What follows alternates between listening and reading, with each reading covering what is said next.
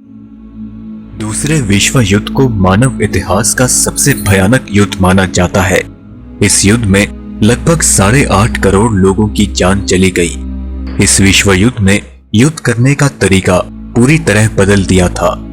Germany ने अपनी technology की मदद से एक से बढ़कर एक नए हथियार बनाए, लड़ाई लड़ी और जीती भी। लड़ाई में भले ही उसकी हार हुई, लेकिन नाजी सेना के हथियारों ने पूरी दुनिया को हैरान कर दिया था। युद्ध के बाद अमेरिका ने नाजी सेना की टेक्नोलॉजी का इस्तेमाल करके खुद भी आधुनिक हथियार तैयार किए, जिनका इस्तेमाल बाद में कई जंगों में किया गया। आज भी कई हथियार नाजी सेना की टेक्नोलॉजी से प्रेरणा लेकर बनाए जा रहे हैं। टेक्नोलॉजी के मामले में जर्मनी हमेशा से ही बाकी देशों से आगे रहा है। हिटलर के तानाशाही के दौर में भी उसने रिसर्च और डेवलपमेंट पर काफी पैसे खर्च किए। इसी का नतीजा था कि विश्व युद्ध के समय जर्मनी आधुनिक हथियारों के मामले में सभी देशों से 2 कदम आगे था। तो चलिए दोस्तों, आज की इस वीडियो में देखते हैं कि दूसरे विश्व युद्ध के दौरान जर्मनी के पास ऐसे कौन से एडवांस्ड वेपन्स थे जिनकी मदद से नाजी सेना ने पूरी दुनिया को हिला कर रख दिया।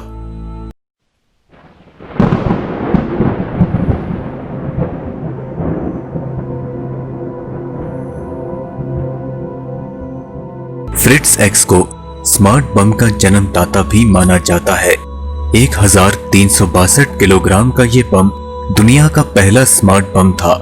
20,000 फीट तक की ऊंचाई से इसे लॉन्च किया जा सकता था और फिर रेडियो रिसीवर की मदद से इस बम को टारगेट की ओर भेजा जाता था। हमले के लिए टारगेट का 5 किलोमीटर की रेंज में होना जरूरी था।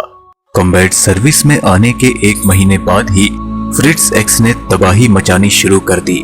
सितंबर 1943 में इस बम से इटालियन बैटलशिप रोमा पर हमला किया गया।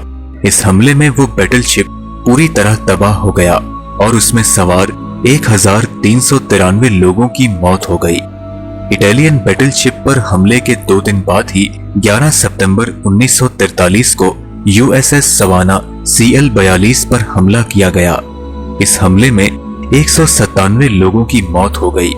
फ्रिट्ज एक्स की कुल 1400 यूनिट्स तैयार की गई और दूसरे देशों पर खुफिया हमले में इसका खूब इस्तेमाल किया गया। फ्रिट्ज एक्स हजारों लोगों की मौत का कारण बना। युद्ध खत्म होने के बाद इस टेक्नोलॉजी से प्रेरित होकर कई देशों ने इससे भी ज्यादा आधुनिक बम तैयार किए।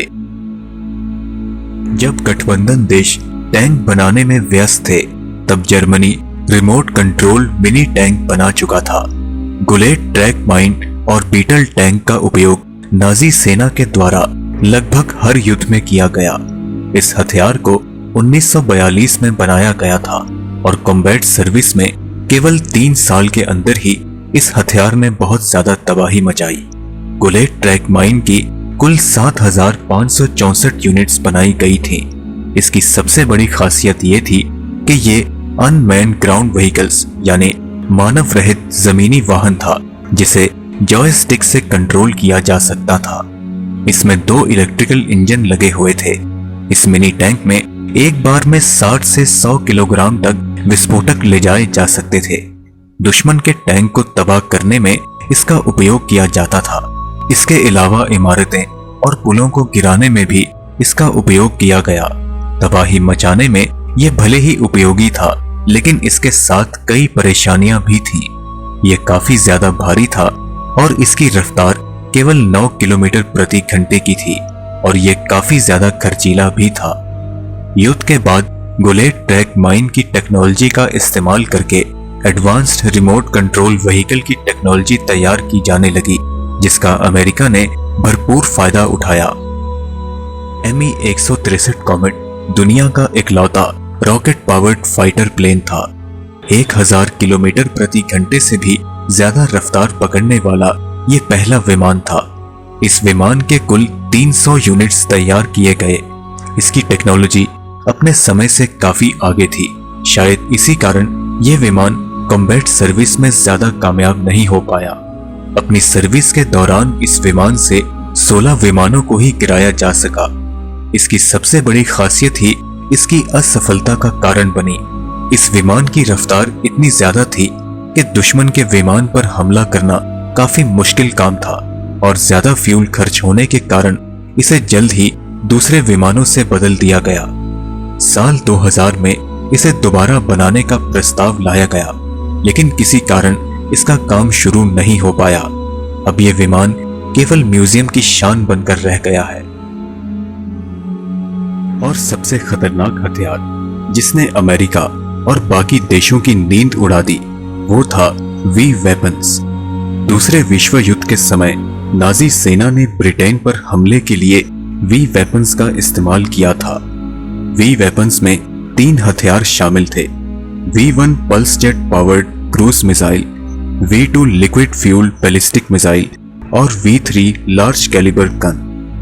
V1 का वजन 2150 किलोग्राम, ऑपरेशनल रेंज 250 किलोमीटर और मैक्सिमम स्पीड 640 किलोमीटर प्रति घंटे की थी, जबकि V2 का mass 12500 kilogram, maximum operational range 320 kilometre और मैक्सिमम स्पीड 5760 किलोमीटर प्रति घंटे और एक्सप्लोसिव वेट 910 किलोग्राम था।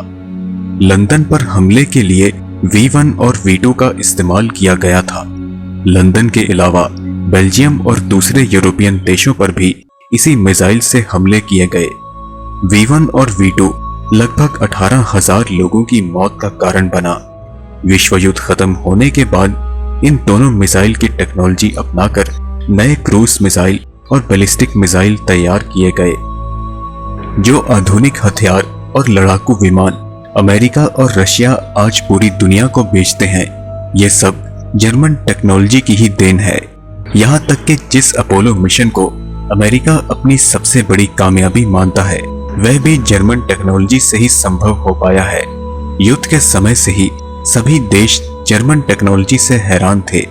युद्ध खत्म होते ही जर्मन टेक्नोलॉजी को अपनाने या यूं कहें कि चोरी करने के लिए अमेरिका और रशिया ने एक सीक्रेट मिशन चलाया था। अमेरिकन मिशन का नाम ऑपरेशन पेपर क्लिप और रशियन मिशन का नाम ऑपरेशन ओसुआ व्याकिम था। ऑपरेशन पेपर क्लिप के तहत 1600 से ज्यादा जर्मन साइंटिस्ट, इंजीनियर्स और टेक्नीशियंस को कैद करके अमेरिका ले जाया गया। साथ ही ज्यादातर जर्मन हथियार और दूसरी टेक्नोलॉजी को भी अमेरिका अपने साथ ले गया। अमेरिका द्वारा ले जाए गए लोगों में aerospace engineer Wernher von Braun, Adolf Busemann और V2 रॉकेट तैयार करने वाली पूरी टीम भी शामिल थी। इन सभी को 1940 से 1959 के दौरान ले जाया गया था। अमेरिका की कैद में गए जर्मन साइंटिस्ट ने अमेरिका को सुपर पावर बनाने में पूरी मदद की। इन लोगों ने आधुनिक फाइटर प्लेन, मिसाइल्स और रॉकेट तैयार किए। नासा के अपोलो मिशन की कामयाबी में भी जर्मन टेक्नोलॉजी का बहुत बड़ा योगदान था। अपोलो मिशन के लिए लॉन्च किए गए वाहन सैटर्न V को German aerospace engineer Wernher von Braun ने ही तैयार किया था। अपोलो 11 समेत सभी अपोलो मिशन में इसी लॉन्च किए गए वाहन का उपयोग किया गया था। रशिया ने अपने सीक्रेट मिशन के तहत 22 अक्टूबर 1946 को रातों रात 2200 से भी ज्यादा जर्मन टेक्नोलॉजी के वैज्ञानिकों को उनके परिवार समेत अपने कब्जे में ले लिया। रात को करीब 3 बजे सभी को ट्रेन से रशिया ले जाया गया। इन स्पेशलिस्ट के दम पर अमेरिका की तरह रशिया ने भी आधुनिक हथियार के क्षेत्र में खूब तरक्की की। आज भी दुनिया का ज्यादातर हथियार जर्मन टेक्नोलॉजी से ही प्रेरित है। तो दोस्तों, आप इन एडवांस टेक्नोलॉजीज के बारे में क्या सोचते हैं? और अगर आप ऐसी कोई जानकारी हमारे साथ साझा करना चाहते हैं तो हमें कमेंट के माध्यम से जरूर बताएं। अगर आपको ये वीडियो पसंद आई तो इसे लाइक करें और अपने दोस्तों के साथ शेयर भी करें। और आखिर में हमारे चैनल को सब्सक्राइब करना ना भूलें।